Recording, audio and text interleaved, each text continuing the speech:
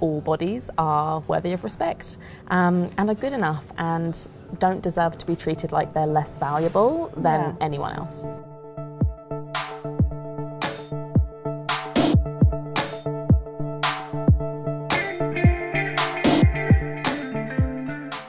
Hi, I'm here with Megan Jayne Crabbe. She's a body positive blogger, activist, and she wrote the book Body Positive Power. And today I'm going to interview her about self-love, body love, and everything in between. My name is Mayra Louise. I'm a self-love blogger, and I'm a firm believer that happy is not a dress size. Well, that's the first question, of course. Can you tell me what body positivity is to you, what it means to you?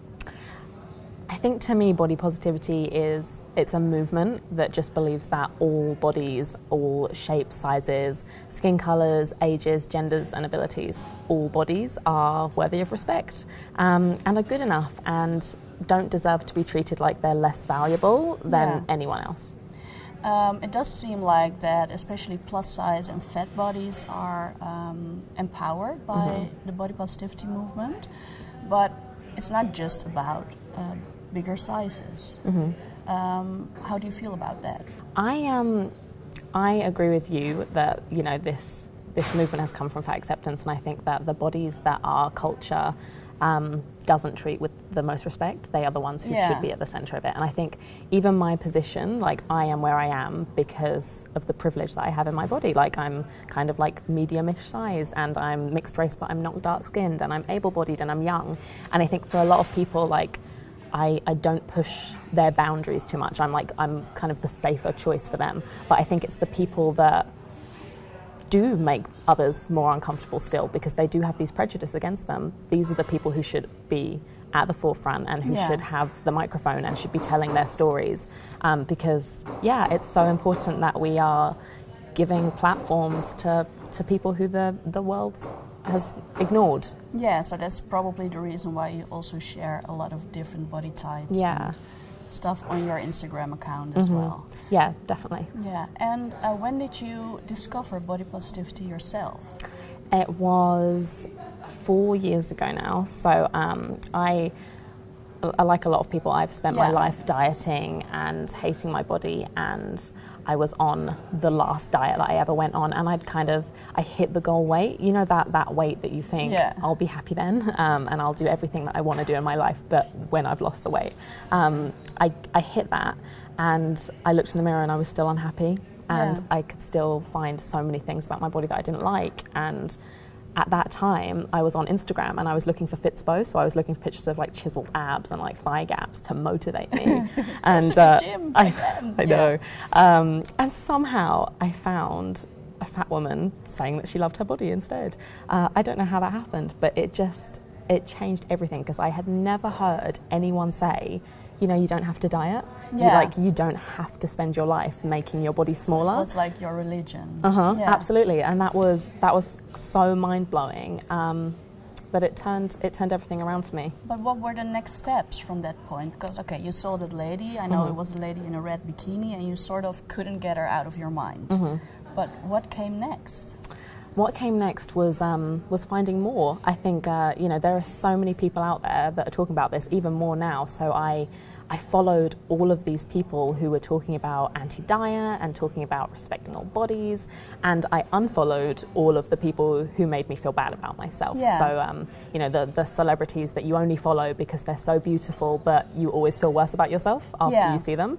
You don't need them on your feed, right? So I unfollowed all of them. I promised that I would stop weighing myself. I said that I would stop dieting, like for good. And I found all these books as well, like The Beauty Myth by Naomi Wolf and Health at Every Size by Linda Bacon.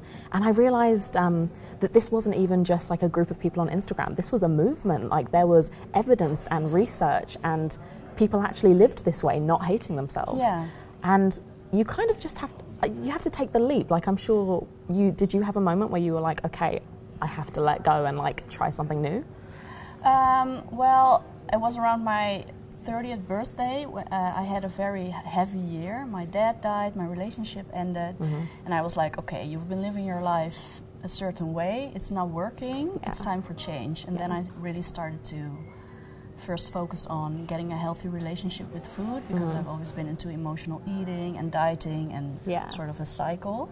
And after I fixed that, I discovered the body positivity movement online as well, and eventually became part of it. Yeah, and then I discovered you too. yeah, well, we've been following each other for years. Yeah. When did you start to notice a change?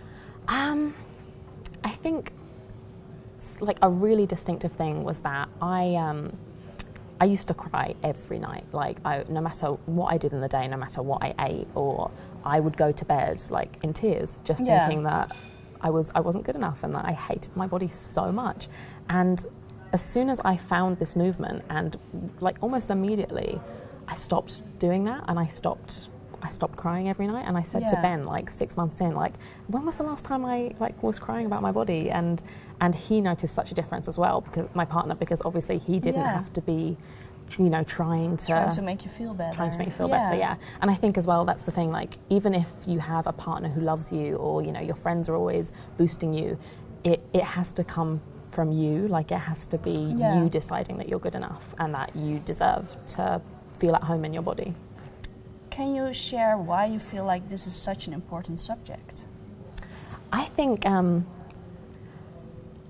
for so many of us, we are so trapped in this obsession with food and with our bodies and with our weight, to the point that we're not living our lives. And for me, it was always, you know, when I've lost the weight, I'll do this.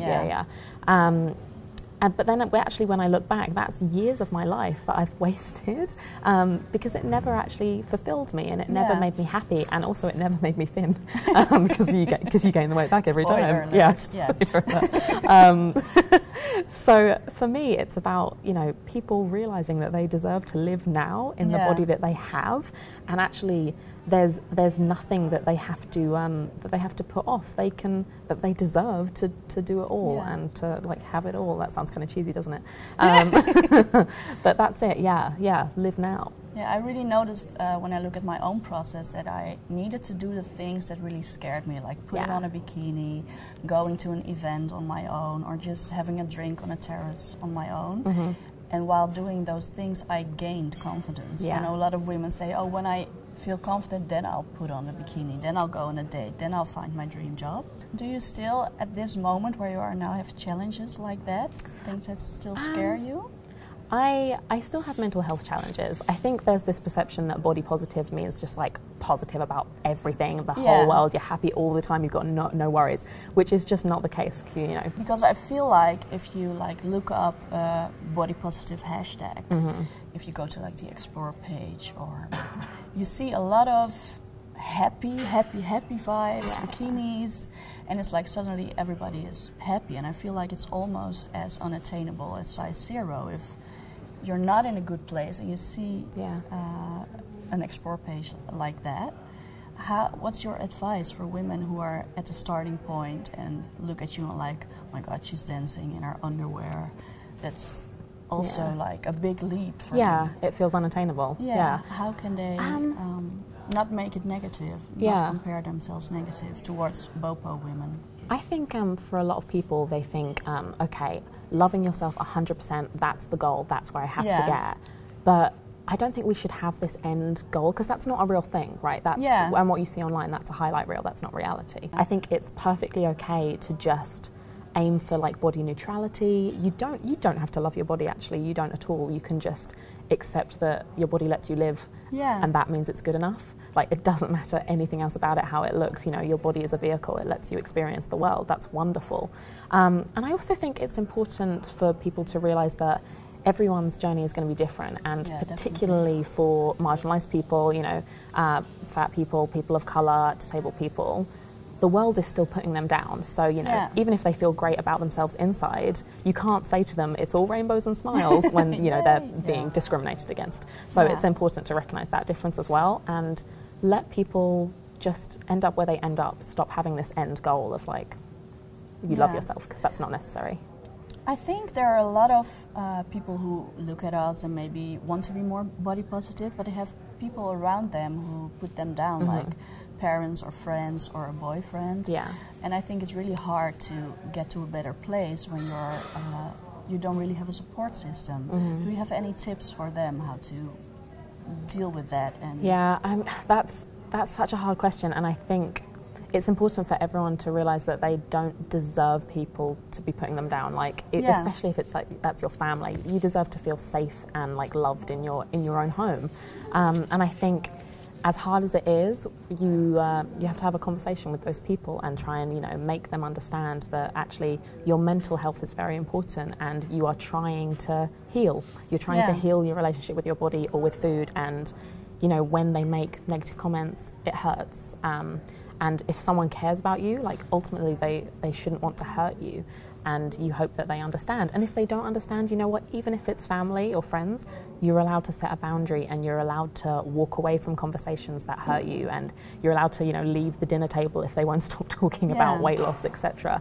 And protect yourself first. I think just know that you deserve to look after yourself and your well-being. You have 1 million followers, you get a lot of positive feedback, but some haters come around every now and then. Yeah. What is it like for you, and how do you deal with that?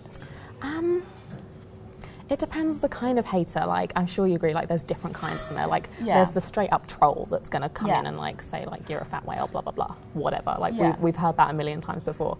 And I think it doesn't take very long to realize that we're not the problem. Like if someone feels the need to attack a stranger on the internet just for being like peaceful in their body, they've got the problem. Like they're the problem, we are not the problem.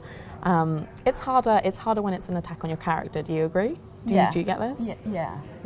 So I think I'm just working on building a strong sense of me knowing who I am, so that I don't have to believe every single thing that every person says about me. Yeah, I got really mean comments when I was pregnant, and that was really shocking to me. Yeah, someone said like, I think it's so sad that your baby will not have a mommy for very long because you will die because you're fat. Ugh. And I was like, what? That's horrendous. Where? What? So that was sort of a new thing, and I was like, how do you even like type stuff like that? Yeah. But that person also doesn't care. No. Like they don't care about you, they just wanted to hurt you. Yeah, it's very intentional. Yeah. It's good. And what's your approach on changing people's views on body image? How do you look at that? I think it's a great thing that we are now having these conversations, because obviously even like 10 years ago, we just didn't talk about this stuff. And at one point last year, I did a talk in a school with 16-year-olds, and they came up to me afterwards, and even they said, we just don't talk about this. We don't talk about how we feel about ourselves. And they were so emotional because it was the first time they had even got a chance to speak about it. So keep having the conversations. And I think we should be educating people as soon as possible about diet culture, about media ideals, about fat phobia. And that needs to be something that we are talking about all the time. Yeah, I think self-love should also be like something they teach in schools. Yeah, and mental health and all of it, and just, teaching people that they are worth something. Do you think language also plays a role when it comes to body positivity? I notice online that a lot of women who are plus size or fat, they intentionally call themselves fat. It's sort of not making that word negative again. Yeah. Do you think this is important? I think that language is very powerful, and people in the fat acceptance movement have been working for decades to reclaim that word. And I think what it does, reclaiming the word fat, it takes the fear out of it, because all of us, no matter what size, we have been taught to be scared of fatness. And for fat people, that fear is used to justify discrimination against them and to justify judgment and fat phobia. So making fat neutral is good for everyone, and it can be as much of a neutral descriptor as you have brown hair and I have purple hair, and some people are fat and some people are thin, and that doesn't say anything more about them as a person. It doesn't make them a better or a worse person. It just is, you know what I mean? Yeah, I noticed the same thing, and I did the same thing. But when I called myself fat, people were like, no, you're not fat, you're beautiful. As if those things cannot exist together. Of course.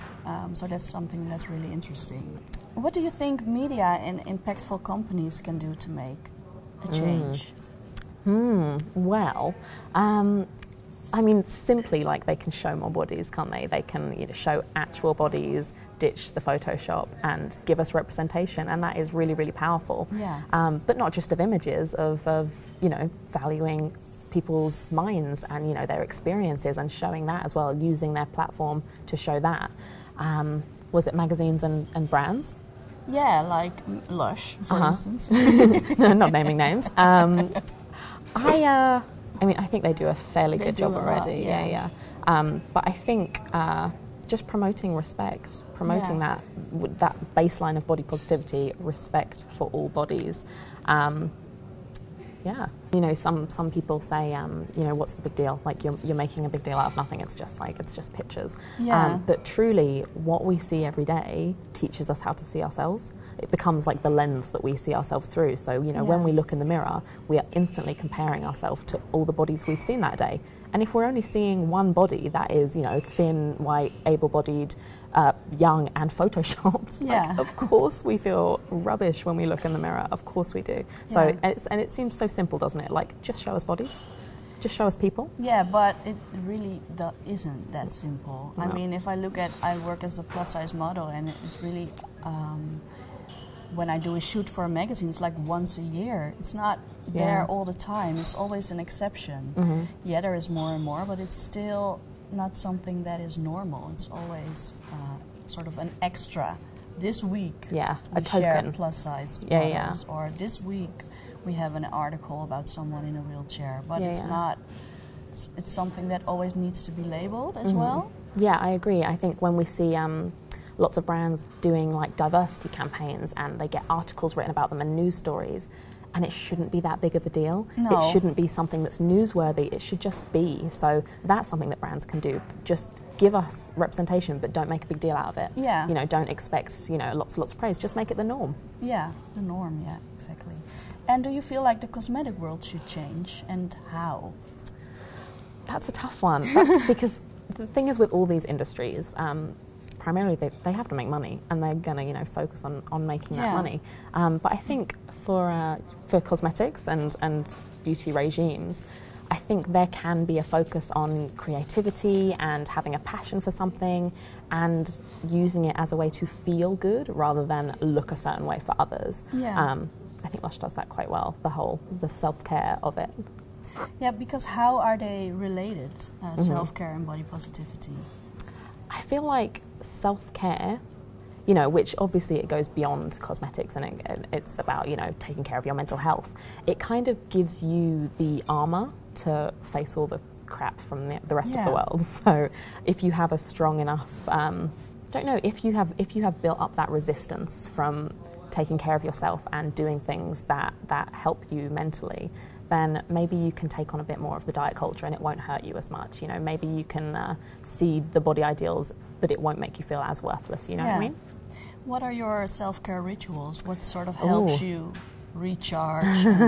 This might be a weird answer, but turning my phone off. Yeah. I have to, take sometimes days away from it because I don't think human beings are kind of made to consume that much all the time and see all these opinions about you over and over again.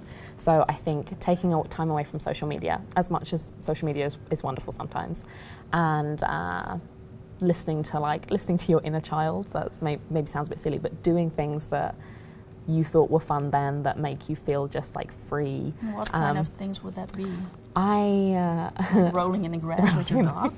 We could do that. I spend a lot of time with my dogs. Whenever my brother comes home, we do silly things, like we play pranks on my parents and play the video games that we used to play when we were younger and stuff. Yeah. So yeah, that's really helpful for me as well. A lot of people also know you from your dancing videos when you're in your underwear and sharing happy vibes. What does it do for you to share a video like that? I think it feels very free, and I remember when these videos started, they were like, okay, right, everyone, we're going to do Taylor Swift, Shake It Off, and we're all going to dance around and show that all bodies in movement are great. And also it's one thing to accept your body in a still picture where you can pose and stuff, and it's another to see it jiggling around and doing all sorts of things. And it was a huge challenge, and I was terrified. I was absolutely terrified. But the more I did it, the more free I felt, and I also got this real appreciation for that my body was allowing me to do this and to feel this joyful movement. Like, it has just been 4 years since you rolled into body positivity, and now you are at this point where you have your own book. For people who are just starting their process about being more positive about themselves, do you have any tips how they can start, what they can do, rituals they can add to their life? Yeah, I mean, I think before you like do anything practically, you have to reach that point in your mind where you decide that you deserve to feel good about yourself. I think looking back and realizing that you never deserved to hate your body in the first place. You know, if you remember the first time that you felt bad about yourself, you didn't deserve to feel that way, and it wasn't your fault. So realizing that, and then getting mad about the fact that you were made to hate yourself, and kind of using your anger. I think anger is very useful in this process, because it can make you say, well, I'm not buying that anymore, diet industry, like I'm not believing that lie anymore. Practically, I think people can detox their whole lives in the same way that we said to do the social media feed. So all the things in your life that are sending you like little messages that you're not good enough, you can get rid of them, whether that's your bathroom scales, or that, you know, dress in your wardrobe that is too small for you that you hold on to anyway, you can get rid of that. Or you know, maybe the conversations where all it is diet talk, you can choose to leave those conversations and really build yourself this, you know, body positive fort, I want to say, like castle, to exist in. And that's, that was a really useful thing. And get out there and research. You know, this stuff is out there. I think it's so important to keep questioning things and keep learning and finding books, not just my book, like all books on this subject, and accounts like yours as well, and just soak up everything you can, because there's so much out there. Well, this was actually my last question. Is there anything you'd like to add or share with the viewers? I think that if there is anyone watching this who is maybe thinking, you know, that sounds good, it sounds nice, but you know, I don't think it's for me, or you know, I don't think I can do it, or you know, I just can't. I want those people to kind of think, okay, but has dieting made you happy so far? You know, how long have you been doing this for? And if it hasn't worked yet, if it hasn't made you happy, if it hasn't made you confident, maybe it's not going to. There's nothing to lose in like dipping your toes into body positivity. No, just might try as well. it for a period of time. If you don't like it, you can still get it. But you'll probably like just it. Stick around. You will. It's too good, isn't it? It's too good. Get to eat what you want all the time. It truly is liberating. It really is. It is. Well, thank you so much for the interview, and I'm so happy that your book is in Dutch now, available, and happy to meet you. And I'm so happy to meet you as well. Thanks Finally, so much finally, we talked about it. I know. So, yay! Should we hug? We should hug.